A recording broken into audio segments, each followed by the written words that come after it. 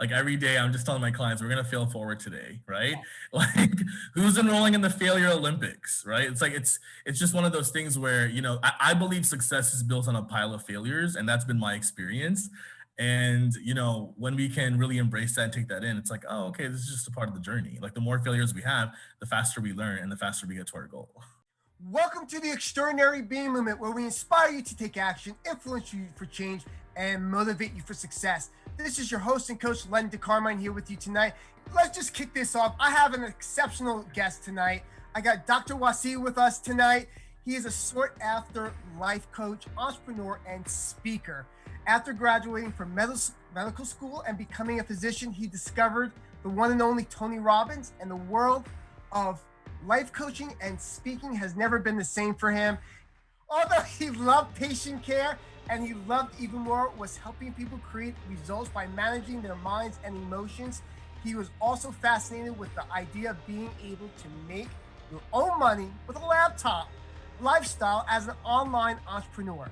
Thus, after years of experimenting with coaching online as a hobby while pursuing his medical career, he finally decided to go all in with his passion of coaching in the late of 2019 and launched his first official program. And ever since then, he's been flying high.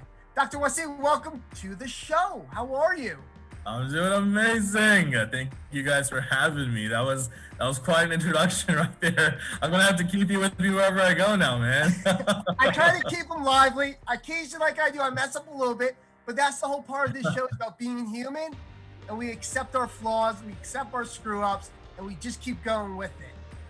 The first part, like the initial sentence you started off with when you were talking about how he made 160K cash his first year as a coach, I was like, it's funny because now that I've done that, it doesn't seem like a big deal. But I remember being like probably so many listeners who are watching this just a year ago and before that, when I would hear statements like someone having that kind of result, I would always just think, ooh, I gotta know what they did. Sure. Like I gotta listen to this, right? And it's so surreal for me now to be on the other side of that. So I'm just super humbled and honored to be here and to help anyone I can who listens to this with whatever I can share today. Awesome, and I appreciate it. Now, it's my understanding you know some famous people. Yeah, I mean, come on. I'm a big deal, man. You are a big deal. All famous people. No, I'm kidding. Let's hear that story with you and Dean, how that happened.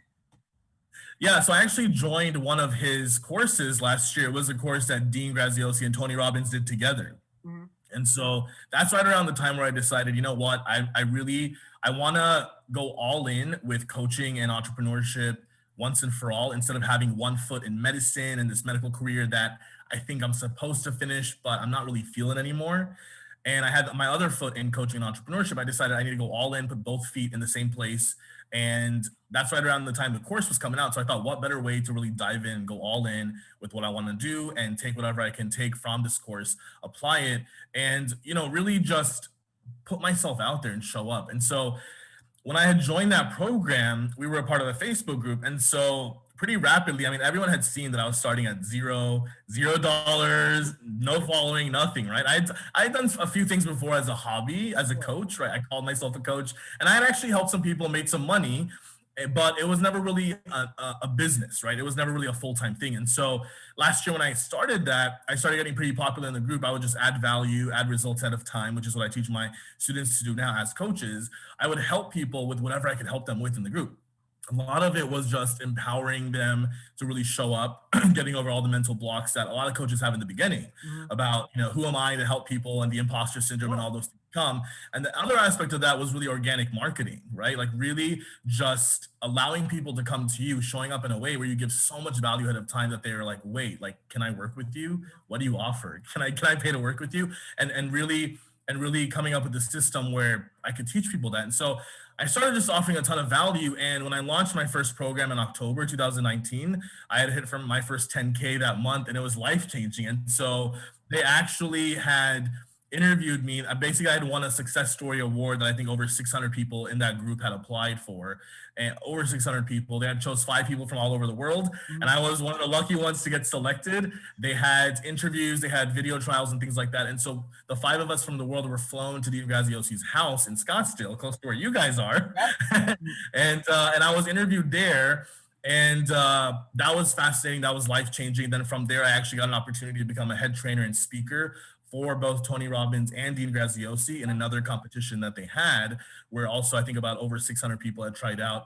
And in the end, they had selected a final 8 people. And so I was one of the selected of the 8. And so that was super exciting and life changing. And so that kind of put me on the map in terms of the people in this space and the industry and the people who kind of were into Tony's and Dean's things, and really just helped me propel things. But I will have to say that, knowing them and being associated with them, sometimes when people see that now, they'll think, oh, okay, well, if he won something that Dean or Tony had released, or he was interviewed by them, of course, this guy is going to be a little bit more known, and maybe that's why his business took off. But I want to remind everyone that's listening that the only reason why I was even noticed by them was because I just chose to believe that I was going to make this work.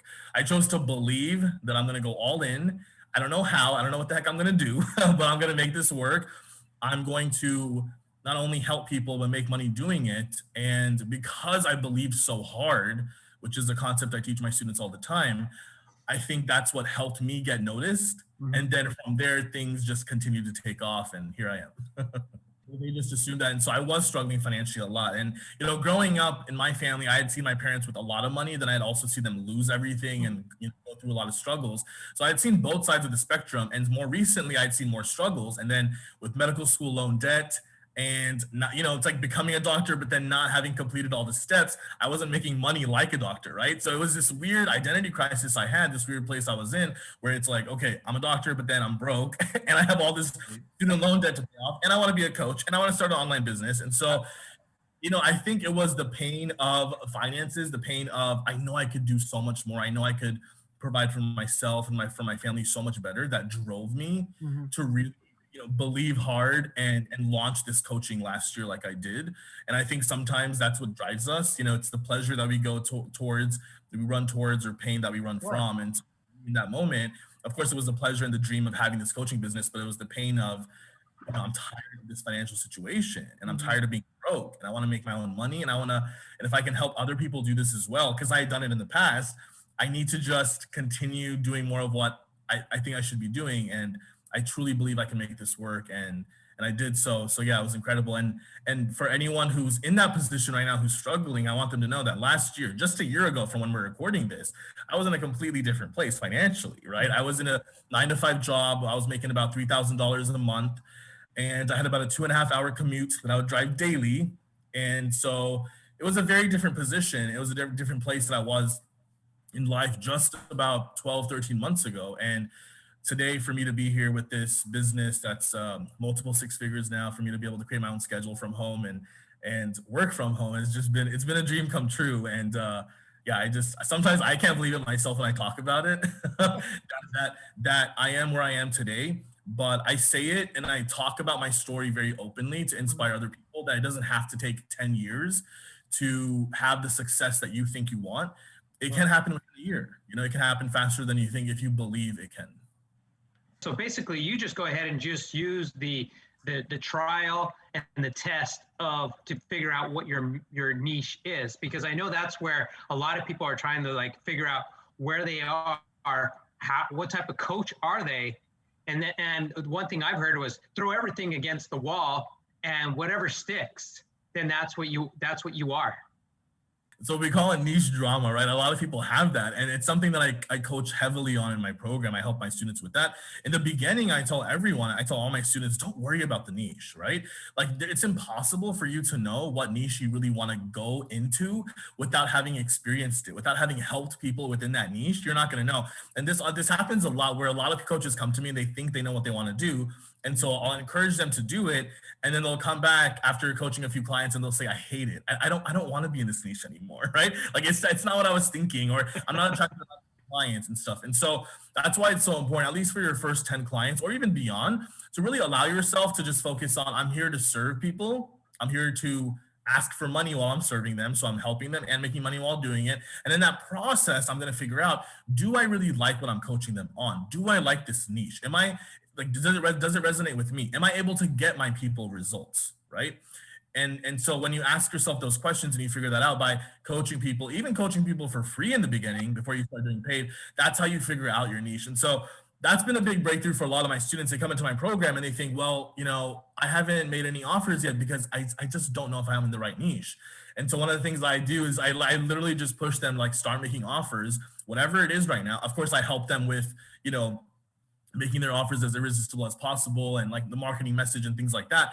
But even then, as a general coach, if you want to call yourself a general life coach, just start making offers to help people, and then you'll start to see where you really want to help others. I mean, there's no way when I first was exposed to coaching, I could have known that I was going to end up becoming a business coach, that I would be good at it, that I'd be able to help others with it. There's no way I would have known that. It happened from trial and error. So I totally agree, Fred, that it's really about testing everything, trying everything. And I think a lot of people just need permission from someone to do that. They need permission from a coach or from someone who has the results that they want for them to go out and test and try different things. Because otherwise they think they're wasting time or they're doing something wrong.